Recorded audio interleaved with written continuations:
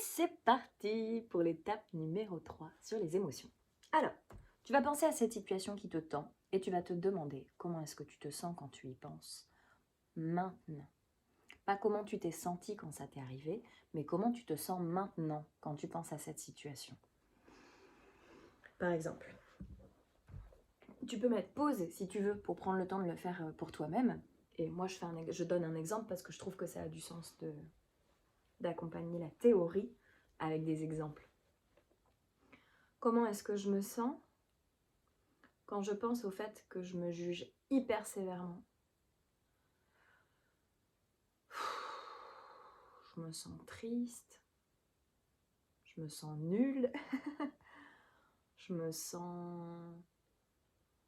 Ah ouais, je me dis que je suis naze de faire ça, je sens que j'ai un peu envie de pleurer, je le sens au niveau de mes yeux, je sens ma gorge qui se gonfle un peu. Je me dis que je suis nulle, de me trouver nulle, que ça sert à rien en fait de me parler comme ça et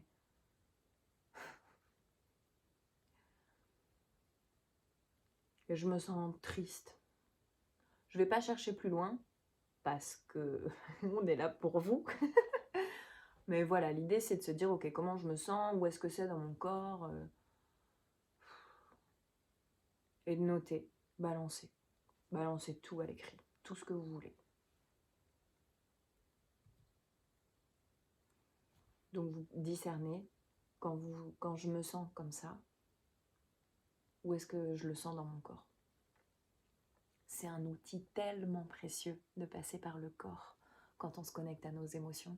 Ça concerne le cerveau reptilien, le cerveau reptilien, celui qui est tout à l'intérieur. C'est un peu comme des couches. Enfin, moi, je le visualise comme ça. Comme s'il y avait le cerveau reptilien, qui est notre cerveau primaire, fuite, attaque, tétanie.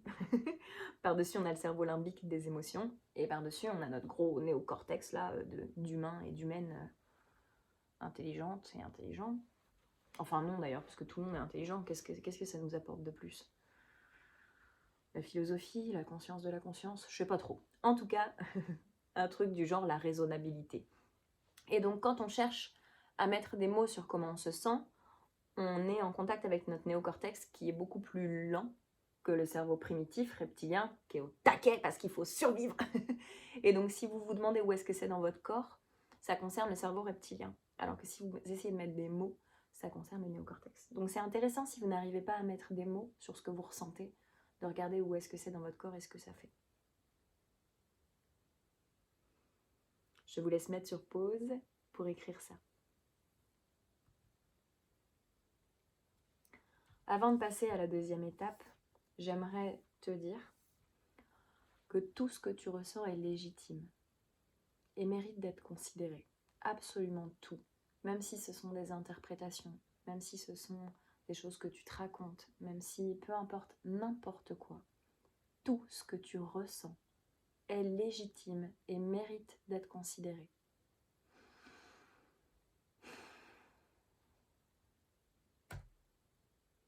Et maintenant, on va parler des évaluations masquées. Les évaluations masquées, ce sont les émotions du type trahi, abandonné, rejeté, humilié. Ce sont des évaluations masquées qui cachent des émotions réelles. En fait, quand on dit qu'on se sent trahi, rejeté, humilié, et croyez-moi, je suis la première à utiliser ces mots-là, ce sont des mots qui nous déresponsabilisent. C'est comme si c'était pas de notre faute en fait, et que c'est de la faute de l'autre si on se sent comme ça. C'est l'autre qui nous rejette, c'est l'autre qui nous humilie, c'est l'autre qui nous abandonne, qui nous trahit. Alors que ce qui est intéressant profondément, dans le chemin que vous êtes en train de parcourir, c'est de se responsabiliser par rapport à ce qu'on vit. Et moi je suis avec vous dans cette aventure, croyez-moi. Et donc là c'est très intéressant de prendre la liste des émotions réelles que vous pouvez télécharger, je ne sais plus où exactement. Où est-ce que je l'ai ouverte, moi? Ici. Et d'aller voir la liste des sentiments quand mes besoins sont reconnus. Ça, ce sont les réelles émotions. En fait, quand je me sens trahie et quand les besoins ne sont pas reconnus. Quand je me sens trahie, en fait, Derrière cette évaluation masquée, il y a le fait que je me sente triste, que je me sente en colère, que je me sente peut-être hyper fatiguée, peut-être que j'ai peur, que j'appréhende en fait. Peut-être que je me sens incertaine, soucieuse, réticente, sur les nerfs. Et je vous ai mis la liste des évaluations masquées aussi, des mots à éviter. Et moi, mais laisse tomber. Quand j'ai recopié toutes ces listes que j'ai pris de Thomas d'Azimbourg, qui est un maître en la matière de communication non violente, j'ai adoré sa liste. Et quand je l'ai recopiée, alors que j'en avais déjà recopié d'autres, hein, mais j'ai pris en pleine poire le fait que moi j'utilise tellement de mots d'évaluation masqués, en dévalorisation surtout. Où est-ce que c'est dévalorisation? Genre je me sens dévalorisée, ennuyeuse, idiote, incompétente, inférieure, inintéressante, comme j'ai dit tout à l'heure. Forcée, humiliée, méprisée. Enfin bon, moi je suis une drama Calimero victime dans ma manière de parler. Et là, je sais bien que je suis en train de me juger sévèrement moi aussi. Et en même temps, je trouve que c'est vrai, quoi. J'ai vraiment grandi avec ce champ lexical de la victime. C'est ouf. Et donc évidemment que la vie, après, elle m'envoie plein de trucs où je suis une victime. Forcément, si dans ma tête, j'utilise tous ces mots-là. Et donc, c'est hyper intéressant de se responsabiliser. Et j'ai envie de vous le dire, parce que je pense que c'est chouette d'être honnête. Moi, j'ai été dans une relation avec un homme qui était violent avec moi.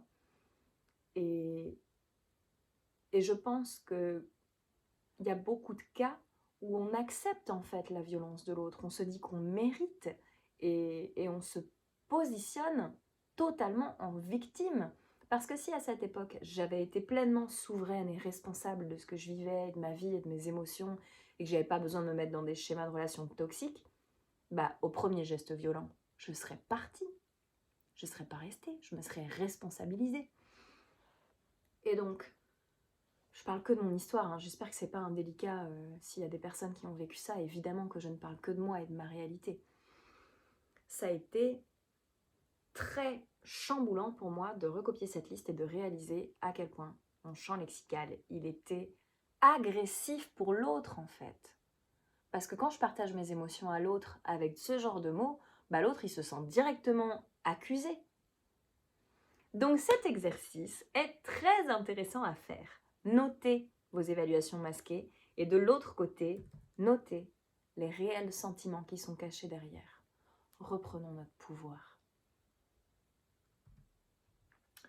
Voilà pour ça.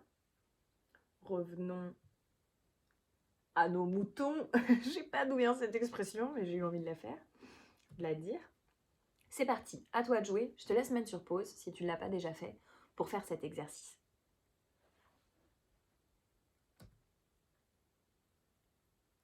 Et il y a un truc que j'ai envie de dire aussi, un petit tips, c'est que souvent nos émotions, elles sont dues, nos émotions inconfortables, désagréables, c'est parce qu'on est fatigué, très souvent. Et c'est aussi très souvent lié à de la tristesse, de la peur ou de la colère. Et Don Miguel Ruiz des 4 accords Toltec nous dirait même que la colère et la tristesse ont leurs racines dans la peur.